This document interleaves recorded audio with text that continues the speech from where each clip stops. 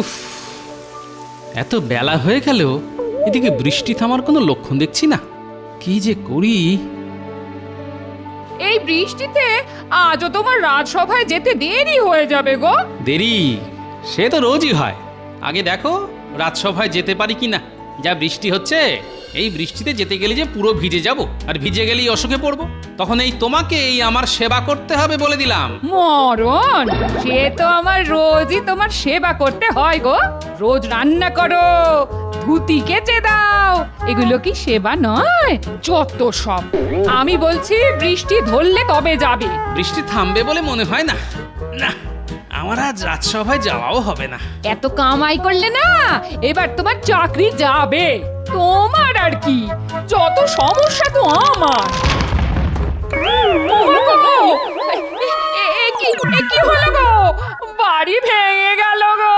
হায় হায় হায় হায়। আহ গিন্নি, একটু চুপ করো দেখিনি, দেখি ভালো করে কি হলো।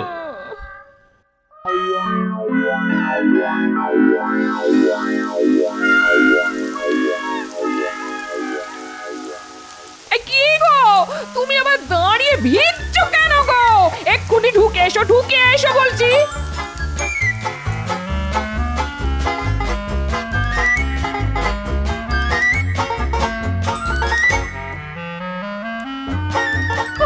অনেক হয়েছে ওই মাথা মোছা।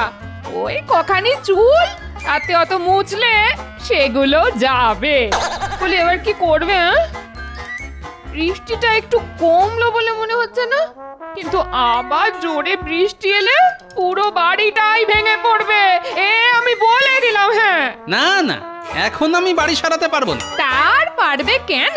কিপটে বুড়ো, বাড়ি ভেঙে পড়লে তুমি এই বাড়িতেই বসে থাকবে, আমি বাপের বাড়ি চলে যাব, এ আমি বলে দিলাম। হ্যাঁ আহ গিন্নি, খালি এক কথা, যেটা বোঝো না সেটা নিয়ে আর কথা বলো না তো। তাই না? আমি কিচ্ছু বুঝি না। না, যত বোঝো তুমি। তা আমি কি বুঝি না শুনি? এই বাড়ি সারিয়ে কোনো লাভ নেই। এটা তুমি ঠিক বলেছো। আমার বহুদিনের শখ একটা দোতলা বাড়ি। বাবা, বহুদিনের শখ, আগে তো বলনি, এই প্রথম শুনলাম। বললে কি আর তুমি পারতে? এখন বানাও, একটা দোতলা বাড়ি বানাও তো। আচ্ছা, একটা দোতলা বাড়ি বানাতে কত খরচা তোমার ধারণা আছে? ও সব আমি শুনতে চাই না। তোমার যা দরকার তুমি মহারাজের কাছে চাও। দেখি কি হয়। এবারে ফসল বেশি বৃষ্টির জন্য নষ্ট হয়েছে, প্রজারা ঠিকমতো খাজনা দিতে পারছে না। এই সময় মহারাজকে দিতে পারবে? বলি অত ভাববার কি আছে? তুমি সাহায্য কেন পাবে না? তুমি আগে চেয়ে দেখো। তবে মহারাজ না দিলেও আমি কিন্তু কিচ্ছু শুনতে চাই না। হ্যাঁ, আমার দোতলা বাড়ি চাই। হ্যাঁ হ্যাঁ গিন্নি, তুমি হচ্ছে সীতার মতো, খালি বলে সোনার হরিণ চাই, সোনার হরিণ চাই। এদিকে আমি রামচন্দ্রের মতো বনবাসে যেতে পারলেই বাঁচি। আগে দোতলা বাড়ি বানাবে, তারপর তুমি বনবাসে যাও আর যেখানে খুশি যাও। আমার কোনো মাথা ব্যথা নেই। মাথা ব্যথা তোমার হবে কেন? আমার মাথা তুমি ব্যথা করে দিচ্ছ। উফ, একবার মুখ ফসকে কি বলে ফেললাম, ব্যাস অমনি শুরু হয়ে গেল। ধুত্তের। রাজসভায় গোপাল কাল আসেনি, আজও এখনো পর্যন্ত এলো না। না, আমার বিশেষ চিন্তা হচ্ছে। আপনি শুধু শুধু চিন্তা করছেন মহারাজ। গোপাল এমনিতেই ভীষণ কুঁড়ে, এটা তো সবাই জানে। মন্ত্রী, তাহলে তুমি বলতে চাইছো রাজসভায় আসতেও গোপালের আলস্য? না না না, এটা আমি বিশ্বাস করতে পারছি না। মহারাজ, গোপালের সব কিছুতেই আলস্য।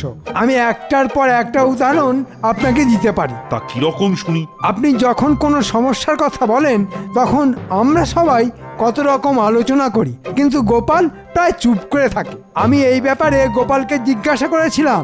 গোপাল আমার কথার উত্তরে কি বলেছিল জানেন? না, জানি না, তা এখন বলো। গোপাল আমাকে বলেছিল ওর কাজ হচ্ছে মহারাজকে হাসানো, কারণ ও রাজসভার মাইনে করা ভাঁড়। জটিল আলোচনায় নাকি ওর নিজেরই হাসি পায়, তাই চুপ করে থাকে। বেশ বেশ বেশ, আরও আছে মহারাজ। আচ্ছা, সে কথা না হয় পরে শোনা যাবে, তার আগে জানতে চাই গোপালের খবর কারো কাছে আছে কিনা। মহারাজ, গোপালের সাথে আমার আজ সকালে দেখা হয়েছিল। তো সেই কথাটা আগে বলবে তো। আমি দেখলাম গোপালের মুখ ভার, প্রশ্ন করাতে বলল ওর বাড়ি নাকি ভেঙে গেছে। গোপালের বাড়ি ভেঙে গেছে? কি সর্বনাশ! তাহলে গোপাল কি এখন পথে বসে আছে? না মহারাজ, ওরকম ভাঙেনি যাতে গোপাল পথে বসে। তুমি কি নিজের চোখে দেখেছো পণ্ডিত? না মানে কি বলেছি মহারাজ, দেখুন আর একটা নমুনা। গোপাল হচ্ছে মিথ্যে কথা বলার রাজা। আসলে নানা ছুতোয় ওর আজকে কামাই করার শখ। দেখুন, বৃষ্টিতে নদীতে ভালো মাছ পেয়েছে, সেই মাছ বসে বসে ধরছে।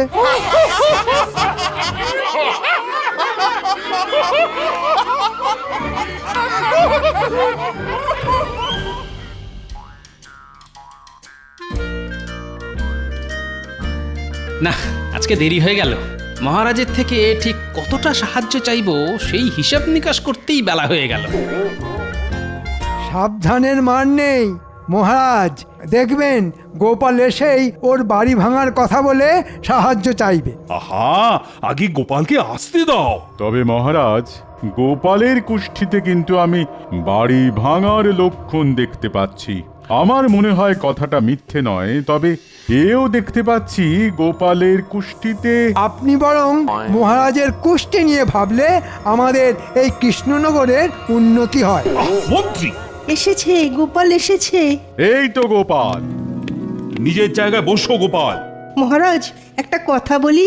বলো কবি, বলো। গোপাল কি ভুলে গেছে হাসাতে, নাকি তার মন পড়ে আছে ভাঙা বাসাতে? বাহ মহারাজ, একদিক থেকে ভালোই হলো, আমাকে আর কষ্টের কথা কষ্ট করে বলতে হলো না। গোপাল, তোমার বাড়ি ভেঙে গেল কি করে? পুরনো হলে যা হয় আর কি, অনেকদিন সারানো হয়নি, এত বৃষ্টি। বুঝলাম গোপাল, তোমার একটু এখন কঠিন সময় যাচ্ছে। তা তোমার বাড়ির সবাই ঠিক আছে তো? হ্যাঁ মহারাজ, কিন্তু মহারাজের কাছে আমার একটা আর্জি ছিল। বলে ফেলো গোপাল। ভাবছি এবার একটা পাকা দোতলা বাড়ি না হলেই নয়। হ্যাঁ, সে তো ঠিকই, নইলে আবার ঝড় চলে বিপদ হবে।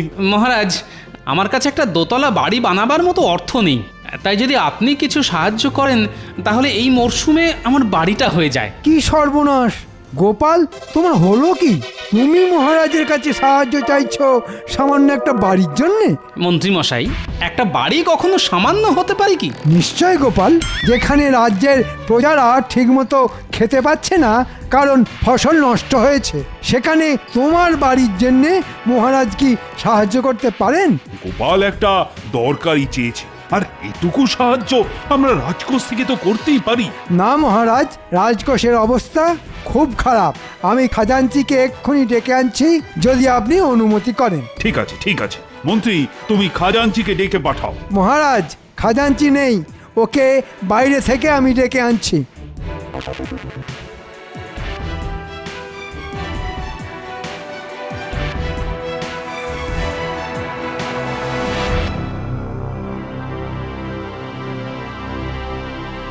মন্ত্রী মশাই, না বলছি আপনি আমাকে এখানে ডেকে আনলেন কেন? মানে আপনি বললে আমি সোজা রাজসভাতেই। এত কথা বলো না খাজাঞ্চি, আমি যা বলছি মন দিয়ে শোনো। গোপাল একটা বাড়ি করবার মতলব করছে, আর এটা কিছুতেই আমি হতে দেব না। আহা, আমারও একটা বড় বাড়ি হলে বেশ হয় কিন্তু। সব হবে, শুধু আমার কথা শুনে চলো। রাজকোষের অবস্থা এখন কিরকম? এইবার খাজনা আদায় ভালো মতো না হলেও এই গেলবার যা আয় হয়েছিল তাতেই আমাদের রাজকোষ এখনো ভর্তি। এর উল্টো কথা তুমি মহারাজকে বলবে।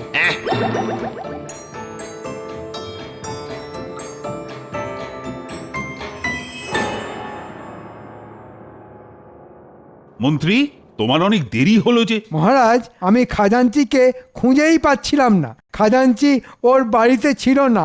ওরও মহারাজ বাড়ি অনেকটা ভেঙে গেছে, তাই নির্জনে বসে কাঁদছিল, তাই না খাজাঞ্চি? আগে হ্যাঁ মহারাজ, মানে ভাবতেই আমার এখন কান্না পাচ্ছে। আচ্ছা আচ্ছা, ঠিক আছে, এখন কেঁদো না। মহারাজ, আমাদের খাজাঞ্চি শুধুমাত্র ওর বাড়ি সারাতে চায়, সেটা প্রয়োজন, আর সেটাও করা যাবে না। আপনি খাজাঞ্চির মুখ থেকেই শুনুন। মহারাজ, আমাদের খুব দুর্দশা চলছে। আমাদের না প্রজাদের খাজানচি? আমি আমি প্রজাদের কথাই বলছি মহারাজ। এই অবস্থায় রাজকোষের ভাঁড় আর শূন্য। এখন আমি মরে গেলেও আপনার থেকে সাহায্য নিয়ে আমার বাড়ি সারাতে পারবো না মহারাজ। আহা, দেখেছেন মহারাজ, দেখেছেন কি অসামান্য দেশভক্তি। আর গোপাল সেখানে একটা আস্ত বাড়ি, তাও আবার দোতলা। হ্যাঁ, আমাদের রাজকোষের এত খারাপ অবস্থা হলে তো দেখছি নবাবের কাছে মুখ দেখানোই দায় হয়ে উঠবে। এই সব হলো মন্ত্রীর শয়তানি, আমি বেশ বুঝতে পারছি, কিন্তু উপায় আমি খুঁজে পেয়েছি। মহারাজ, আপনি চিন্তা করবেন না, আমি নিজে নবাবের কাছে গিয়ে প্রজাদের দুর্দশার কথা বলে খাজনা মকুব করতে বলবো। বলবে গোপাল, বলবে। হ্যাঁ, তুমিই পারো। নবাব তোমাকে পছন্দ করেন বলেই তো আমি জানি। কিন্তু গোপাল, তুমি নিশ্চয়ই বুঝতে পারছো যে প্রজাতির এই অবস্থা আর রাজকোষের এই অবস্থা, সেখানে তোমার পাকা দোতলা বাড়ির জন্য অর্থ সাহায্য করা মানে এই মুহূর্তে সম্ভব হচ্ছে না। আমি বুঝতে পেরেছি মহারাজ, আপনি নিশ্চিন্তে থাকুন, এখন আপনার সাহায্য করার প্রয়োজন নেই। এই বিলাসিতা যে এখন করা উচিত হবে না, এটা গোপাল তুমি বুঝতে পেরেছো, এটাই যথেষ্ট। আগে হ্যাঁ মন্ত্রী মশাই, আমি সবটাই বুঝতে পেরেছি। ব্যাটার ঠিক কি বলতে চাইছে আর কি ধান্দা নিয়ে নবাবের কাছে যাচ্ছে কিছু বুঝতে পারছি না।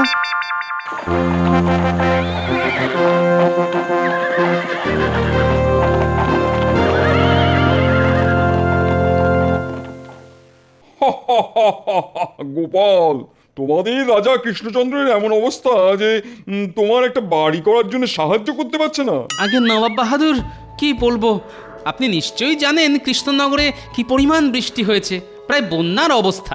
নদীর পাড়ে অনেকের বাড়ি ধসে তলিয়ে গেছে।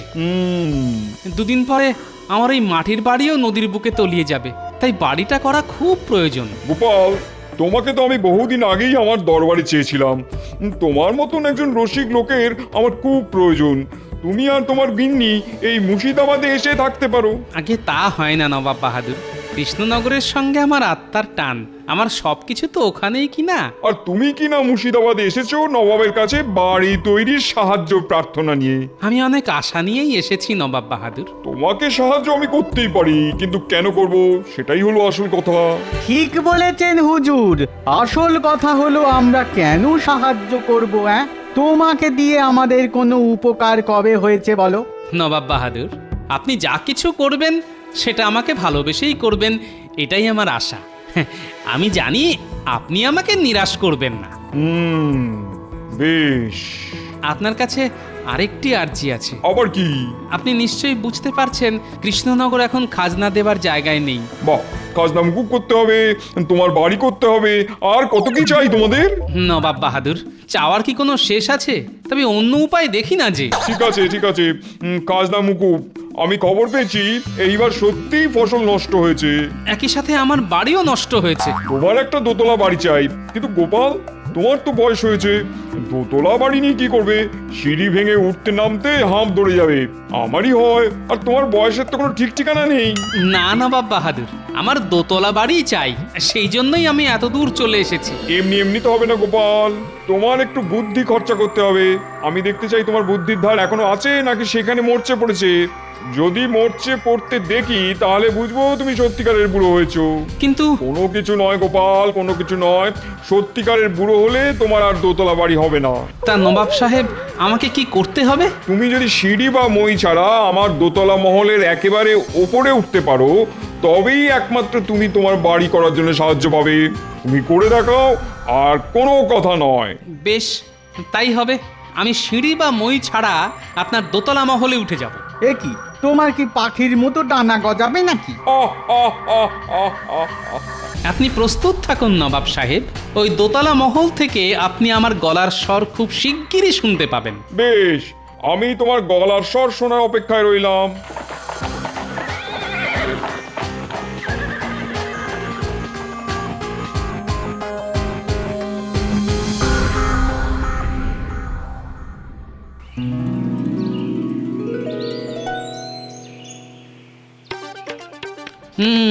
খুব বড় মুখ করে তো নবাব বাহাদুরকে বলে দিলাম, কিন্তু মাথায় যে কিছুই আসছে না। নবাবের দোতলা মহলে উঠতে হবে, অথচ কোনো মই বা সিঁড়ি ব্যবহার করতে পারবো না। এ কি জ্বালা! এই বলি, সকাল থেকে বসে আছো আর বিড় করছো, হ্যাঁ? মাথাটা মনে হয় একেবারে গেছে। মাথার আর কি দোষ বলো, খারাপ তো হতেই পারে। তা তো ঠিকই, আমার কপাল গো কপাল। বলি, একটু শান্তিতে থাকতে দেবে নাকি? গিন্নি, এখন চুপ করো তো, আমার খুব খিদে পেয়েছে, একটু খেতে দাও। খিদে পেয়েছে বললেই হয়? বসে বিড় করছো কেন, হ্যাঁ? আমার তো ওই একটাই কাজ, খেতে দেওয়া। তুমি বসো, আমি ভাত নিয়ে আসছি। ভালো ইলিশ মাছ আছে। বাহ বাহ বাহ! ওই পুঁটির মা দিয়ে গেল, বললো দাদা খাবে। হ্যাঁ, তাই নিয়ে এসো। আসলে যেটা মনে হচ্ছে, নবাব সাহেব ইচ্ছে করেই এরকম একটা শর্ত দিয়েছে যাতে আমাকে কোনো সাহায্য করতে না হয়। আমি কিভাবে দোতলায় উঠবো, সিঁড়ি বা মই ছাড়া? উফ, আমার মাথার চুল ছিঁড়তে ইচ্ছা করছে। এই সময় যদি কেউ আমাকে একটা ভালো পরামর্শ দিতে পারতো।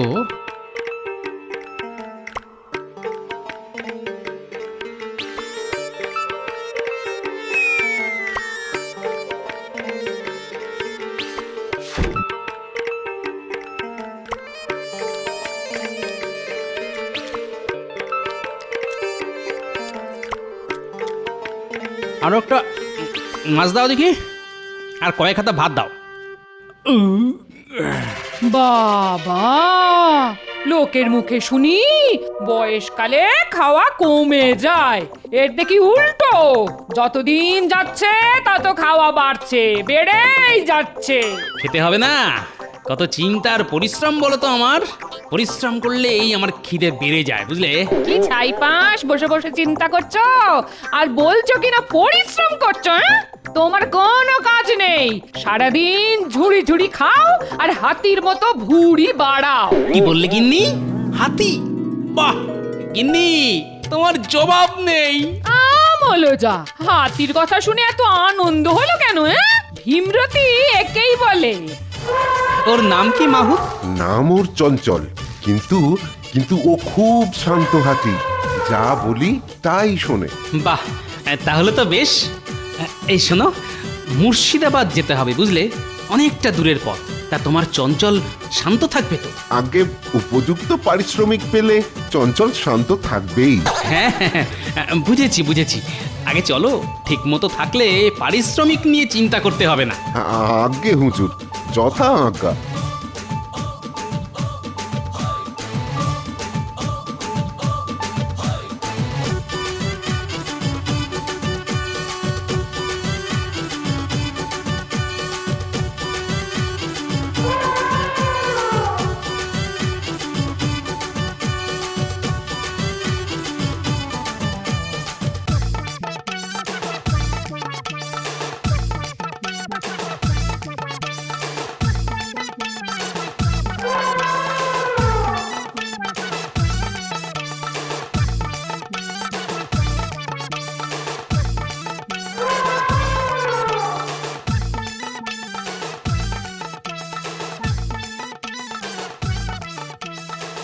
এই অন্ধকারের জন্যই অপেক্ষায় ছিলাম। চল রে চঞ্চল, আস্তে আস্তে ওই দোতলা মহলের পিছনে গিয়ে দাঁড়াই।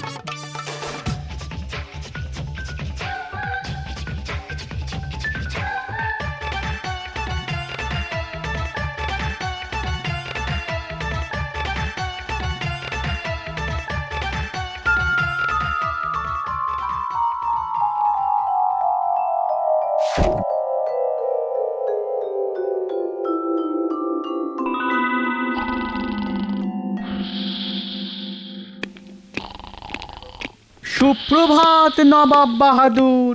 মার্জনা করবেন নবাব সাহেব, কিন্তু এমন একটি ঘটনা ঘটেছে যে আপনার ঘুম ভাঙাতে বাধ্য হলাম।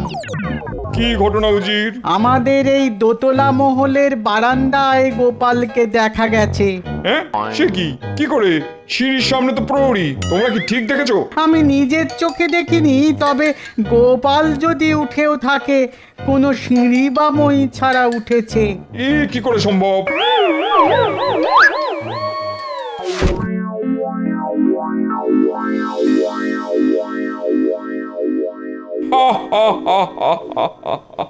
কেউ নেই। উজির, আগে যে গুজব ছড়াচ্ছে তার আমি গর্দান নেবো। নবাব বাহাদুর, তাই তো, টুকি কিন্তু গোপালেরই গলার স্বর। টুকি, কিন্তু ওকে দেখা যাচ্ছে না কেন? ভূত নাকি? নবাব বাহাদুর, টুকি উজির, শিগগিরই খবর নাও গোপাল মরে গেছে কিনা। গোপাল, টুকি। গোপাল, গোপাল তুমি কোথায়? তোমাকে দেখতে পাচ্ছি না কেন? যদি মানুষ হও তাহলে সামনে এসো, আর যদি ভূত প্রেত অন্য কিছু হও তাহলে এক্ষুনি চলে যাও। না শুনলে নবাব সাহেব, ভূত হলে তো গর্দানও নেওয়া যাবে না। হ্যাঁ হ্যাঁ নবাব বাহাদুর, আমি মানুষই আছি বটে। তুমি উঠলে কি করে? চঞ্চল,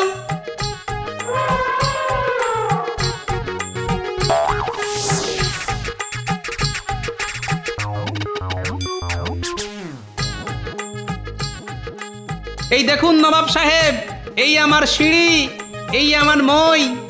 আমি ওর পিঠে চড়েই আপনার দোতলা মহলে উঠে পড়ি। সাবাস গোপাল, তোমার জবাব নেই। তোমার বুদ্ধিতে যে একটুও মরচে পড়েনি সেটা আমি বেশ বুঝতে পারছি। এখন আমার কথা আমি রাখবো। তোমার দোতলা বাড়ি করার জন্য যতটা সাহায্য প্রয়োজন সেটা আমি দেবো। আপনাকে অনেক ধন্যবাদ। সবাই বলো নবাব বাহাদুরের জয়। না গোপাল, এটা তোমার বুদ্ধির জয়। জয় গোপালের জয়, জয় গোপালের জয়।